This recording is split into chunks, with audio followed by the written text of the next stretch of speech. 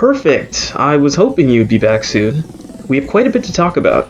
After creating my last survival guide, I stated that it was not an exhaustive list of tips, and that there are other niche areas worth talking about. Follow me, and we'll begin. Hey guys, have you been surviving much longer than the last time you visited? So today we have our first niche survival guide, and I thought it very important to discuss dealing with infestations in the Nightmare Zone. I'm actually interested to hear this one. Infestations are so easy. How are they really different in the Nightmare Zone? Well, you know what? We'll start there. There might be a lot to unlearn from the Standard and Dread Zone. For everyone that visited us last time when I gave my general survival guide, you may hear some remnants that can be applied today as well. Ah, yes. Wasn't the main idea that you pretty much couldn't do anything but sneak everywhere? Oh, hush. Let's not delay this any longer. Let's get started. So the first thing we have to take into consideration are the changes that have taken place between the Standard and Nightmare Zone. Well, London, as you had explained in your previous guide, the first thing you said was that noise is everything. Correct. And that cautionary note definitely applies with infestations in the Nightmare Zone. As I had previously explained, fighting is a risky move and creates a significant amount of noise. Now, the issue with infestations is, although they spawn with a fixed number of Zeds and Screamers, that number can increase if other Zeds become attracted to the zone. Alright, London, so what is a given survivor supposed to do if noise is a complete no-no and fighting creates noise? Stealth killing Zeds seems to be out of the question since they are all usually huddled together. Good question. Stealth killing will make up a minority of one's strategies since, yes, Zeds in infested structures are close-knit. Sometimes there are stragglers who are a bit further away from the main crowd and they can be subdued quietly. But for the rest, there is no one particular way to deal with them, but a collection of strategies that can make infestations much easier. Because if done wrong, or if one violates too many of the general survival guides we discussed last time, infestations can turn into a death sentence. Alright, so on to the guide points. One's first priority when dealing with infestations is dismantle the alarms before the inhabitants. Although all non-stealth combat maneuvers creates noise and therefore carries the potential to attract more Zeds, a Screamer has the greatest potential to attract more Zeds, and to a much greater range. In my previous guide, I explained that Screamers can become anxious and scream as a result even if they do not see you directly. The last thing one wants is to have more Zeds flood their infestation and overwhelm their survivors. But wait, in your previous guide, you had the directive to treat all Zeds as if they were Screamers. So with this hypothetical infestation, isn't one bound to have screaming Zeds of any kind? Technically, yes. However, regular Zeds are less likely to scream as that is not their primary function. But in the event that they do, their sound waves don't reach as far. Plus, an anxious Screamer has a higher frequency and longer range. So it really is a matter of choosing the option with the lowest risk. Alright, fair enough. But I think you're getting ahead of yourself. Yes, I agree that targeting the Screamers first is the most logical or risk-averse method of keeping a cap on the volume of Zeds in an infested structure. But how would you even go about eliminating a Screamer? They are usually in the center of an infestation, and sometimes there are multiple Screamers. To make things worse, some structures have multiple stories or rooms. What is one to do? Very well formulated question. Eliminating Screamers will sometimes take some patience. In this Onion's book, if one is going to take on an infestation, one of the essential tools is a crossbow. They are silent and accurate and therefore perfect for eliminating Screamers without alerting the other Zeds. Once the Screamer is eliminated, the rest can be easily eliminated with additional bolts. As their numbers decline, fighting becomes more of a viable option. Now, this does not mean that one should not bring a firearm to an infestation. Unfortunately, there is the possibility of special Zeds being present, such as ferals, bloaters, or, God forbid, a juggernaut. Sometimes one makes a mistake or becomes discovered prematurely and will need a little extra firepower to eliminate the threat. In the event of a juggernaut, it is totally appropriate to leave the infestation and try again at a different time or when one has more potent tools. Then riddle me this.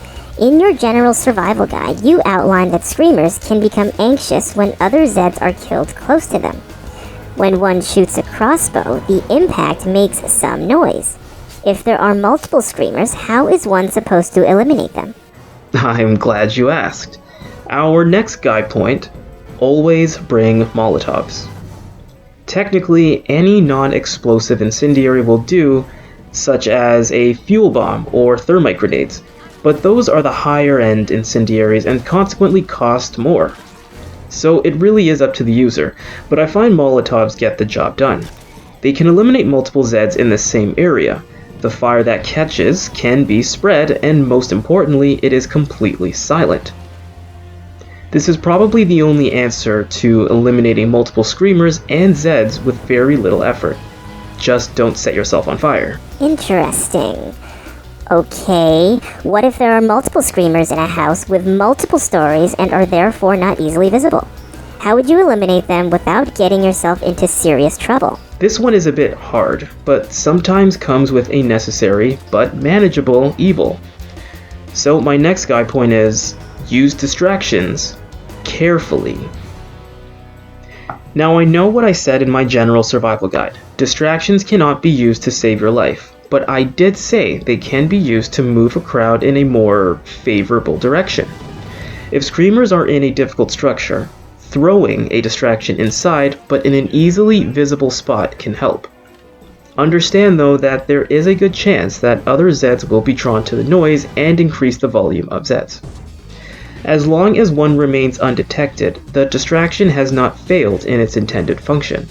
Just be sure you can deal with the increased quantity of Zeds. So you're frequently discussing ways of eliminating the screamer without detection. But people aren't perfect. What if the screamer becomes alerted to your position, or becomes anxious and consequently screams due to survivor error? Alright, the answer to this one is very important, and that is, don't panic. When it comes to a screamer that has discovered you, chances are they are close enough that other Zeds will notice you, in which case, eliminate the screamer, then run. In the event of an anxious screamer, the screamer is unaware of the survivor but is simply calling in more passive backup. If you have an anxious screamer, that is fine. Simply remain undetected unless you believe you have time to eliminate the screamer quickly. Otherwise, be still and watch your back. Afterwards, repeat the first 3 guide points. I have another question.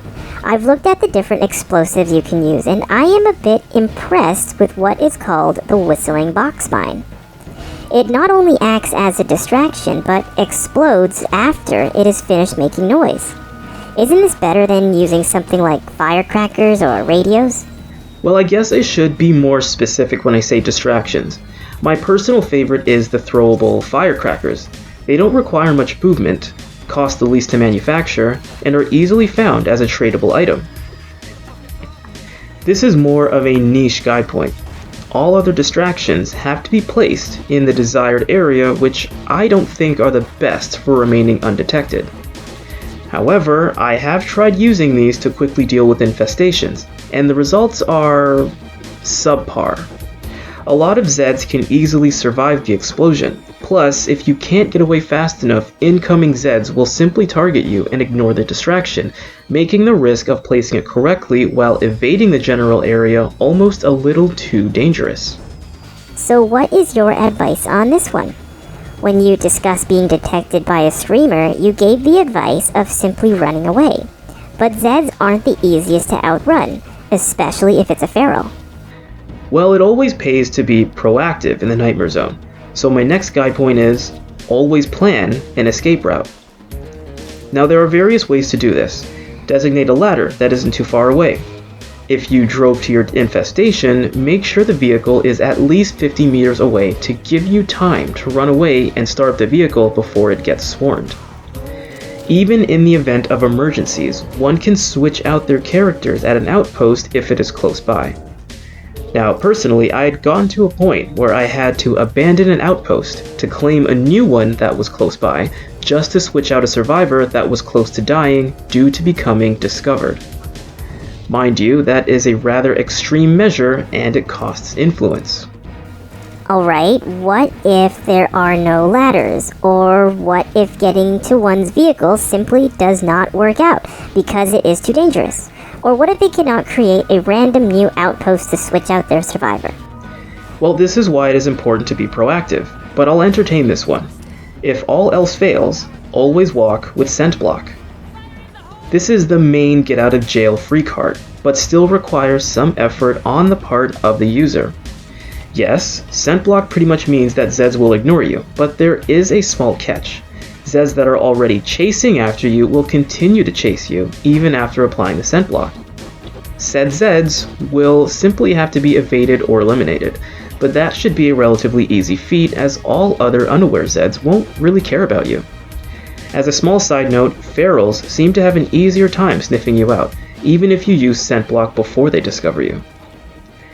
Other than that, I don't think there is much else one can employ to maximize their chances other than smaller, optional tools, such as sniper cover, an airstrike, a major arsenal of bullets, or perhaps the volatile zombie, which will attract the infestation out of the structure, but could come with its own horde of issues.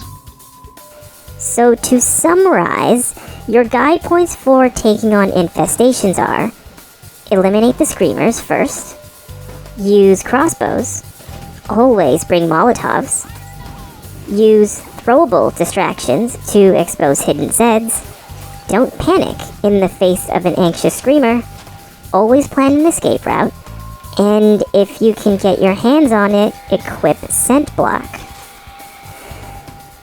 London, is there really a purpose to doing infestations? I mean, you technically can't have too many infestations.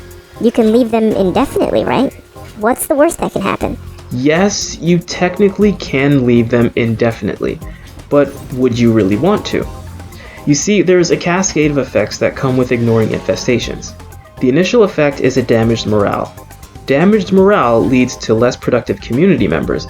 Less productive community members consume more food, meds, ammo, break materials, and waste gas. Plus, I think they forage less as well.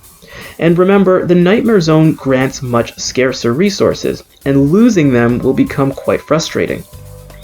Additionally, the more infestations there are, the more severe your sieges will be, and an unbridled siege can potentially overrun your base if you're not careful.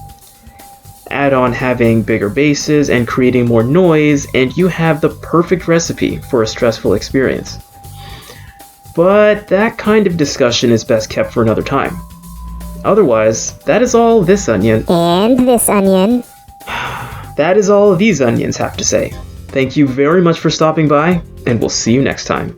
Later, guys. Come back.